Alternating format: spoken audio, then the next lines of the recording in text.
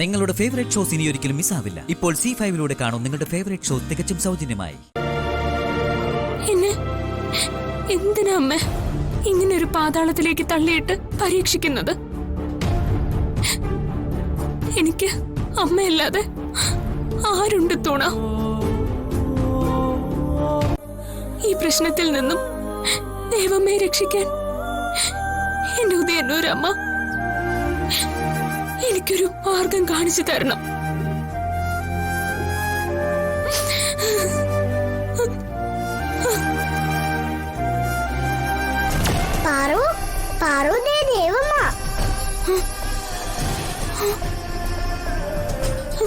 ദൈവമേ, ഈ സമയത്ത് ഇവിടെ വരുമെന്ന് ഞാൻ ഒട്ടും പ്രതീക്ഷിച്ചില്ല. ഇന്ന് എന്റെ ആണ്ടല്ലേ, ഇന്ന് ഞാൻ വരാതെ എങ്ങനെയാ പാർവതി? എനിക്ക് എന്റെ പ്രിയപ്പെട്ടവരെയൊക്കെ ഒരു നോക്ക് കാണണ്ടേ? എന്നെ കാണാൻ ആഗ്രഹിക്കുന്ന എന്റെ മോന് എന്റെ രൂപമോ നിഴലോ ഒന്ന് ദർശനം കൊടുക്കണം. അതിനാ ഞാൻ വന്നിരിക്കുന്നത് പാർവതി. നീ അവന് വാക്ക് കൊടുത്തതല്ലേ? ദൈവമേ, ദയവായി അമ്മ തിരിച്ചു പോണം.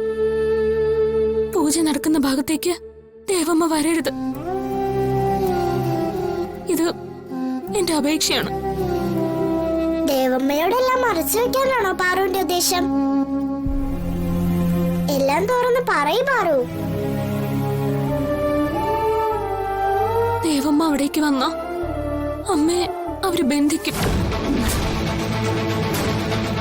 അതിനാ അവര് സ്വാമിജിയെ വിളിച്ചു വരുത്തിയിരിക്കുന്നത്. എനിക്കൊന്നും മനസ്സിലാവുന്നില്ല പാർവതി. ആർക്കും ഒരു ഉപദ്രവം ചെയ്യാത്ത എന്നോട് എന്തിനാ ഈ ക്രൂരത? അതിന് മാത്രം ഞാൻ എന്ത് പാപം ചെയ്തു?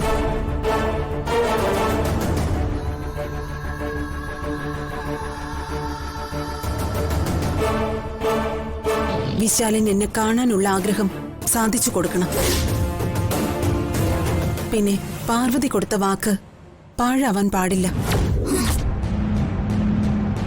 അതുകൊണ്ട് തന്നെ പൂജയ്ക്ക് വരാൻ ഞാൻ ബാധ്യസ്ഥയാണ് മോളെ.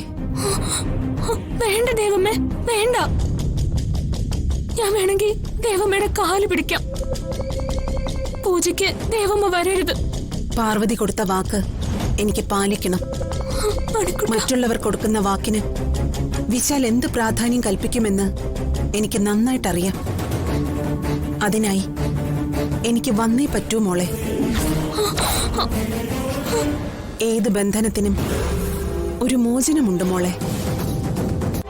കയറ്റത്തിന് ഒരു ഇറക്കമുണ്ടെന്ന് പറയുന്നത് പോലെ.